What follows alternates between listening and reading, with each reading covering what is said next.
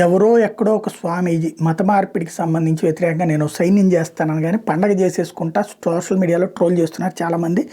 బాగేశ్వర సేన మత మార్పిడికి వ్యతిరేకంగా సైన్యం ఏర్పడుతుందంటే ఆచార్య ధీరేంద్ర శాస్త్రి ద్వారా ఒక పెద్ద ప్రకటన చేశారు. ఆయనకు ఉన్నటువంటి కెపాసిటీ ఎంత, ఆయన ప్రయత్నం ఆయన తప్పులేదు. కానీ దేశవ్యాప్తంగా ఒక ఆర్ఎస్ఎస్ విశ్వ హిందూ పరిషత్ లాంటివి ఉన్నాయి. వాళ్ళు మత మార్పిడిలకు సంబంధించి నిజంగా చేయాలనుకుంటే వాళ్ళు చేయొచ్చు. లేదు అసలు హిందూ సమాజమే ఏ ప్రాంతంలో ఆ ప్రాంతంలో అక్కడ మత మార్పిడి చేస్తున్న వాళ్ళని అడగచ్చు కదా, ప్రశ్నించవచ్చు కదా, ఎందుకు మీరు చేస్తున్నారు, ఎందుకు మతం మారుతున్నారు అన్నటువంటిది. అది చేస్తే లోకలకు గొడవ అవుతుంది అన్నటువంటి భయం. ఎవరో థర్డ్ పర్సన్ వచ్చి మన గుడిని రక్షించాలి, థర్డ్ పర్సన్ వచ్చి మన హక్కులు మాట్లాడాలి, థర్డ్ పర్సన్ వచ్చి మత మార్పిడిని ఆపాలి.